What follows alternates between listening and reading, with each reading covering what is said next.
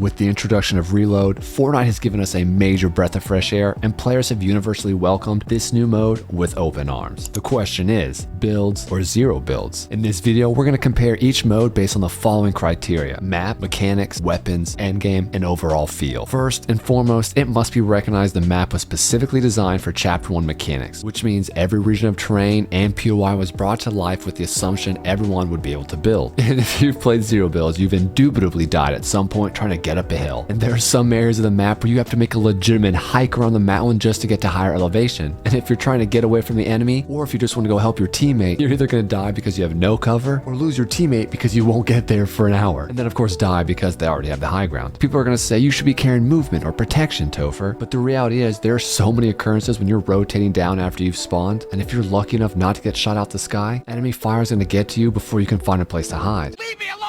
In builds, you have at least 100 mats, so you can at least try to protect yourself. It makes all the difference. When it comes to the map, builds gets the edge here. Now, when it comes to the mechanics of the game, positioning and aim take priority for zero build, while resource management and editing take priority for builds. So when you incorporate that the map is so much closer together than your average battle royale map, when teams start initially rotating, everyone's line of sight immediately falls onto one another. You have to play a completely different style than you normally would. Teams that understand positioning and movement in both modes will always have an advantage, but it is tenfold in zero builds. It makes all the difference. Unfortunately, there are times the circle will just rotate in a manner that no matter how good you are, you cannot overcome those odds. Now we have to admit, Fortnite has done a great job placing hills around tilted towers and setting the map up so there's not a clear line of sight everywhere you go. I like it a lot. And it has to be said, there's an insane amount of loot because of the 100% chest spawn rate. But again, the inability to build when people are that close is always going to be painful. But when you play builds, you never have to worry about that component. One of the most attractive things of Fortnite as a game is the ability to always protect yourself. And when you get caught in the middle of a field with no cover, it's an absolute buzzkill. It's giving PUBG PTSD. When it comes to the mechanics, builds wins again. Now when it comes to weapons, you can again look no further than the shotgun pool to understand this game. This chapter was specifically made for builds. The Ranger, the Pump, and even with the most recent update removing the lever and adding the Thunder in, they're all focused on builds. Outside of the tac shotty, there really isn't much going for shotguns in this mode. But when it comes to assault and power weapons, that is where zero build shines. Having the ability to use rockets, the hunting rifle, and sniper rifles are some of the best parts of zero builds. When someone can't just build, it makes shooting rockets at them so much more exciting as they panic. Or when you're sniping and they just can't hide behind walls, they really are forced to think strategically about how they move, where they go. Movement becomes so much more important. Sliding, jumping, even randomly stopping if you have to. Keep them guessing. What are you doing? However, the SMGs, the ARs that make up the rest of the loot pool, they're pretty balanced for both. The Scar, of course, cannot hit the broadside of a barn, and the Hammer is absolutely amazing until sometimes it's just not. And each SMG has its pros and its cons, but they're actually all a perfect fit. The tiebreaker here is the infantry rifle. The purple and gold forms of this is